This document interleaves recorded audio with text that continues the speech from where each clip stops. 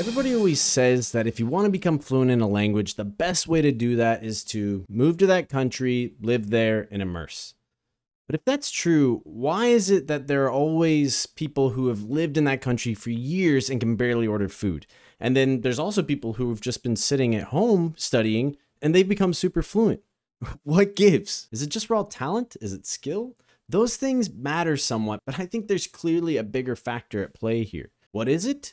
That other factor is, we'll tell you right after this commercial. No, I'm just kidding. That other factor is personality.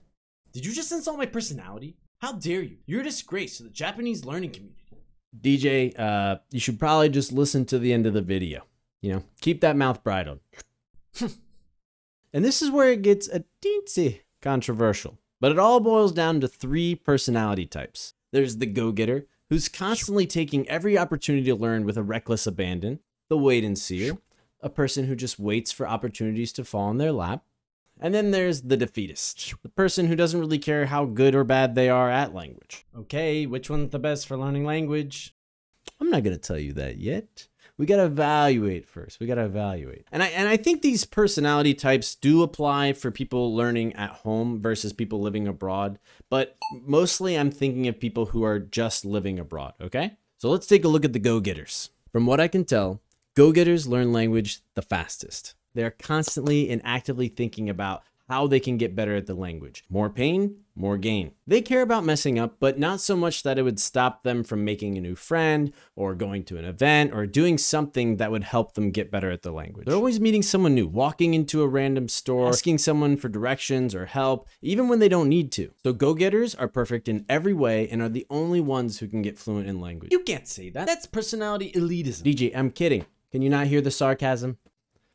The problem with go-getters is that they can be too aggressive when it comes to learning a language. So they get selfish and too focused on getting better. They might miss out on friendships and relationships because they cared about themselves more than they cared about others. The other drawback of being a go-getter is that they often experience something linguists call fossilization, where you don't realize you're making a mistake and it can become extremely hard to fix later on. And it's fine to do these kind of mistakes when you're beginner, intermediate level, but the better you get and the better you want to get, it becomes a pretty big issue that you need to address. But, Did you just say? Yes, I said but.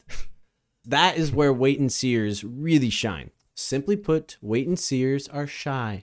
And that's not a bad thing. It's not a bad thing to be shy, right? It's actually pretty nice. You're just waiting for the language opportunities to come to you, and it's a lot less stressful, a lot less work. Wait-and-seers are internal thinkers, so they're going to receive information and process it carefully and accurately. And this means that in the long run, they're going to have better grammar and maybe sound more natural. I mean, they do say that good things come to those who wait, right? And that certainly can be true sometimes. I would say that wait-and-seers probably won't make as many friends as, say, the go-getter or the defeatist, but for the friends that they do make, they're going to be good, close ones. So what's the problem? It sounds great. I want to be a wait-and-seer. Well, the problem about waiting is sometimes you wait and you wait and you wait and nothing ever comes, right? And if you're always too afraid to make that first move, I think you're going to miss out on a lot of language learning opportunities that would have helped you get better much faster and maybe even had a friend alongside to help you get better and teach you things. Like a Japanese language mentor? Growing up, I played lacrosse, and I really love this quote that my coach told me a long time ago. He said, "You miss 100% of the shots you never take." And I always loved that quote. Why? Because it keeps us optimistic, and wait-and-seers tend to be pessimistic when it comes to believing that they can actually get better at the language and that they can improve. So what about the defeatist? Here's the defeatist. I want you to imagine the defeatist in 2 different ways. There's the class clown who's just too prideful to receive advice or criticism or anything. It's always just, whatever. Just like DJ. I don't have a problem taking advice from others. You're stupid. DJ, do you think you could get better at Japanese if you got some lessons from me? No, I would never take lessons from you because you're stupid. See? You know, he's just too prideful, that guy. And then there's the sad boy who is just always down on themselves, always saying something negative about their, oh, I'm not good enough, I'll never be good enough. They just can't receive positive input. They thrive on negative energy, which is really a bad thing. So let's look at the class clown defeatist. He doesn't care if he gets in trouble, doesn't care about his grades or his performance. He just wants to get the most out of every moment, regardless of the outcome. If you're a class clown defeatist, you're what we might call in Japanese, mudomeka, the life of the party. Always cracking jokes, having a good time. That's your language goal. You're not in it to win it. You just want to have a good time.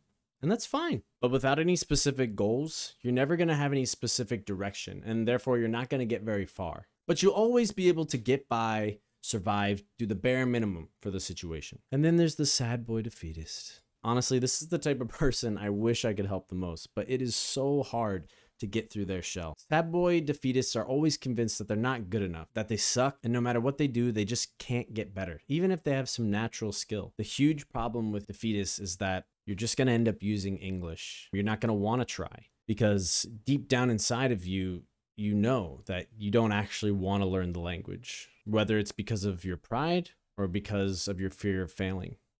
Comitophobes. But what I hope happens from watching this video is that you see some of yourself in each of these personalities. Are you a blabbermouth? Well, maybe try taking a lesson from DJ and shut your mouth every once in a while. Are you too shy to use your second language? Push yourself a little bit, get out of your comfort zone, expecting to fail and knowing that it's going to benefit you in the long run. Do you just not care at all? Does it not matter? Whichever one you are, take a deeper look into yourself. Take 5 minutes, turn off your phone, no distractions. Think about what your flaws are. Admit them. Don't run away from them anymore. Think about what your life goals are and what your language goals are. Don't let your fear of failing prevent you from becoming something actually great. I pray that you become fluent in whatever language you're learning. And I hope you have a nice day. JD, before you go, I changed my mind about the advice thing. I was wondering if you had any videos on language immersion. Yeah? I mean, I might watch it.